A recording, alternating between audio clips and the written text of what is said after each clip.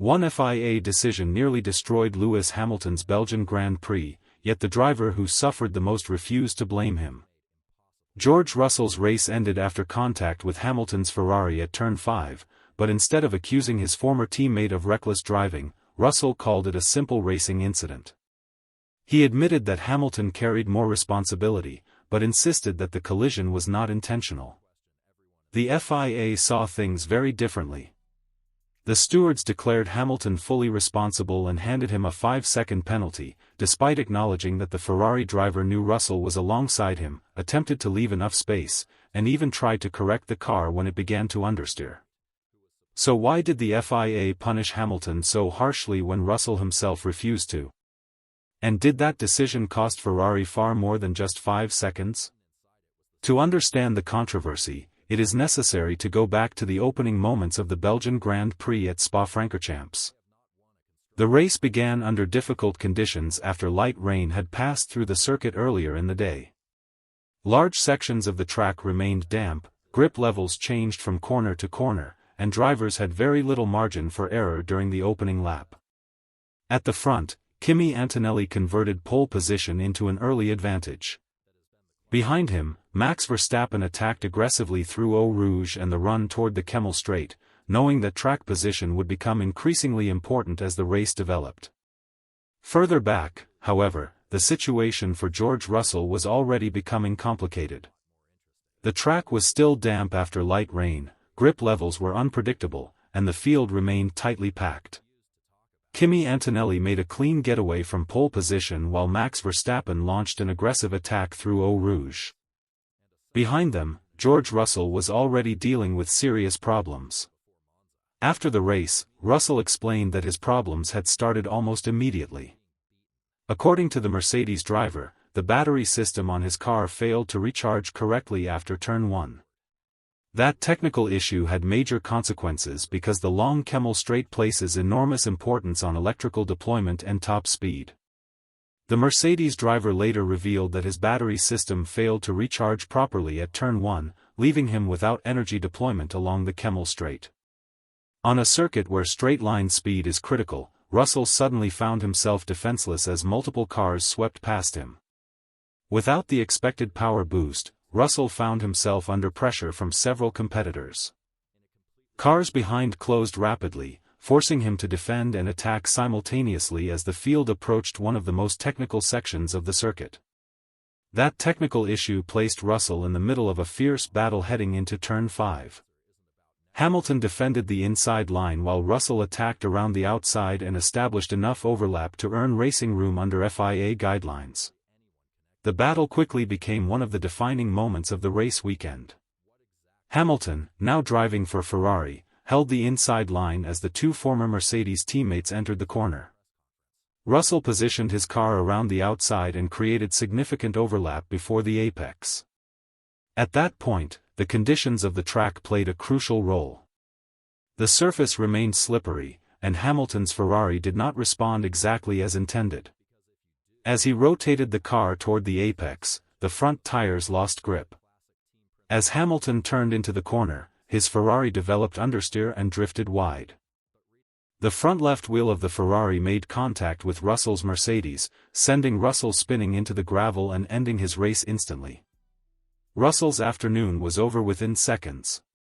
His car slid into the gravel trap, and the race ended before he had completed even a single lap. For Mercedes, the retirement represented a significant loss of points. For Hamilton and Ferrari, however, the consequences were only beginning. Race control immediately opened an investigation into the incident. The stewards examined onboard footage, telemetry, and statements from both drivers before publishing their verdict. The FIA's explanation seemed straightforward at first. According to the stewards, Hamilton understood that Russell was alongside him and attempted to leave sufficient space. They also recognized that Hamilton tried to avoid the collision by applying corrective steering. However, because the Ferrari ultimately made contact with Russell, Hamilton was judged to be completely at fault and received a 5-second penalty. The decision surprised many observers because the official document contained several points that appeared to reduce Hamilton's responsibility rather than increase it. The FIA even admitted that the difficult weather conditions and the chaos of the opening lap persuaded them to reduce the punishment from the standard 10 seconds. That admission immediately raised another question. If the stewards accepted that the conditions were unusually difficult, acknowledged that Hamilton was aware of Russell's position, and recognized that he had attempted to avoid the accident, why was he still held entirely responsible? But that is exactly where the controversy begins. If Hamilton knew Russell was there, tried to leave room, and actively attempted to avoid the crash, how could he still be considered wholly responsible? The reaction from Russell himself only intensified the debate. Drivers who lose points because of a rival's mistake often express frustration or demand harsher punishment. Russell took a very different approach. Russell himself seemed confused by the verdict. Despite losing valuable championship points, he described the incident as a racing accident rather than reckless driving. He admitted that he could perhaps have taken a wider line, while Hamilton might have braked slightly earlier. Most importantly, Russell blamed Mercedes' technical failure for putting him in such a vulnerable position in the first place. His comments stood in sharp contrast to the FIA's official position. Russell accepted that Hamilton carried some responsibility, but he refused to describe the move as dangerous or deliberate. Instead, he pointed to the chain of events that had placed him in that battle in the first place. The technical problem with the Mercedes power unit had fundamentally altered his race. Without the battery issue, Russell may never have found himself side by side with Hamilton entering Turn 5. His explanation shifted attention away from the collision itself and toward the circumstances that created it. Yet the debate surrounding consistency in stewarding decisions was only beginning. Only a few laps later, another collision at the same corner intensified the debate. Charles Leclerc and Oscar Piastri made contact while fighting for position, sending pieces of bodywork flying from the McLaren. Yet after an investigation, the FIA decided not to punish Leclerc. The second incident immediately invited comparisons. Once again, two cars fighting for position made contact at Turn 5. Once again, there was damage. Once again, race officials reviewed the footage. But the outcome was completely different. The stewards argued that Piastri had not established enough overlap to deserve additional space and that Leclerc had not deliberately forced him off the circuit. Technically, the FIA's reasoning followed the regulations, but it raised uncomfortable questions.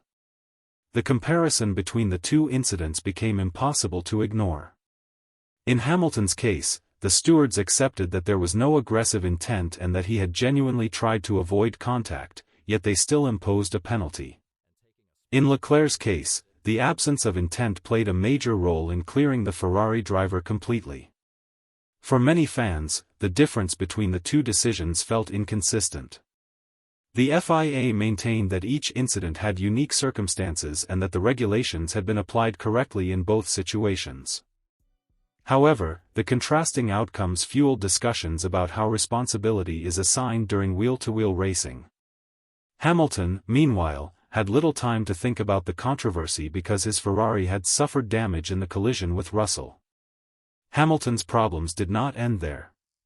The collision damaged an aerodynamic component on his Ferrari, affecting the balance of the car throughout the race. Ferrari repeatedly instructed him to adjust settings in an attempt to recover performance. Despite the damage, Hamilton remained competitive and gradually closed the gap to the cars ahead.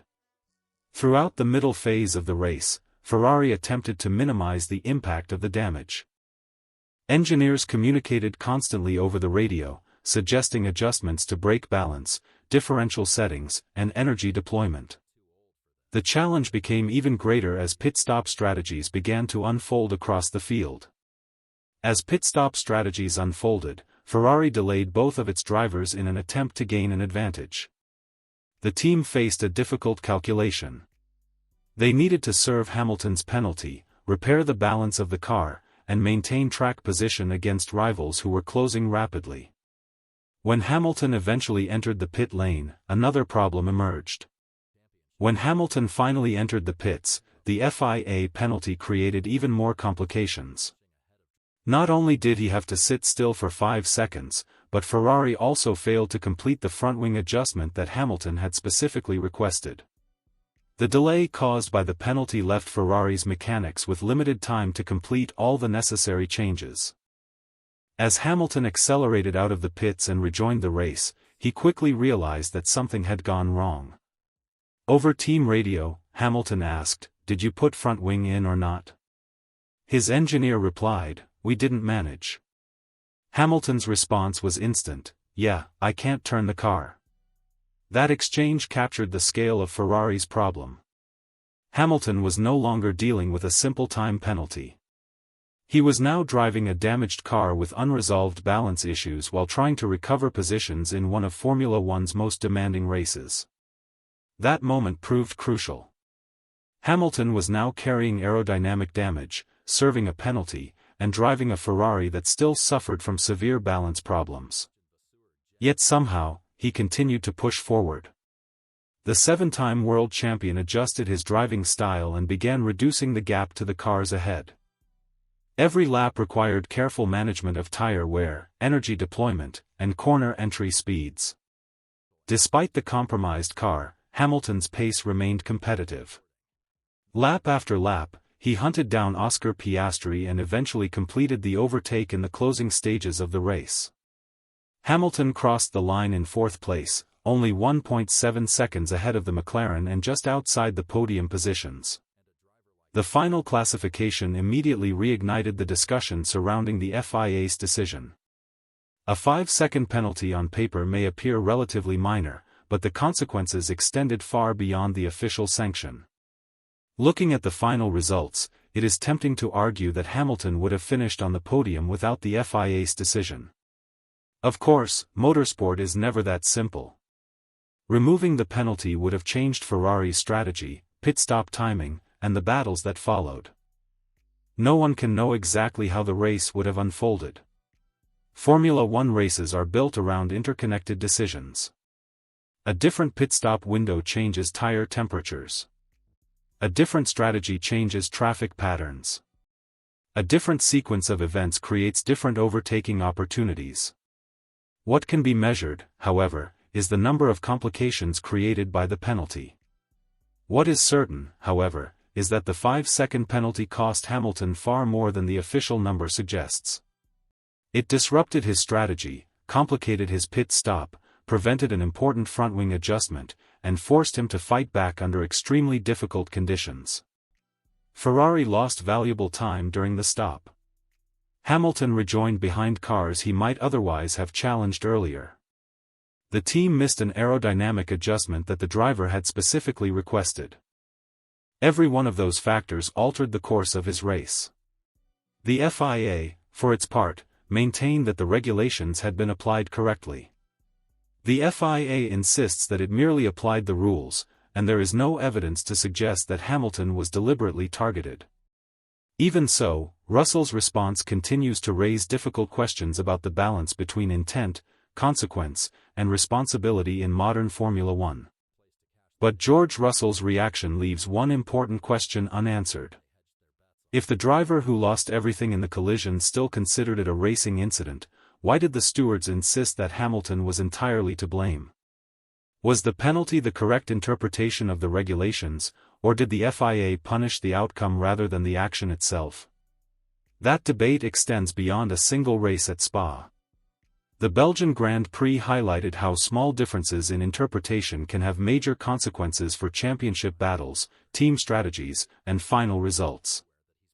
The stewards acknowledged Hamilton's attempt to avoid the collision, recognized the challenging weather conditions, and accepted that the opening lap created unusual circumstances. Nevertheless, the Ferrari driver was judged to be solely responsible. Russell's retirement removed a Mercedes from contention. Hamilton's penalty reshaped Ferrari's strategy.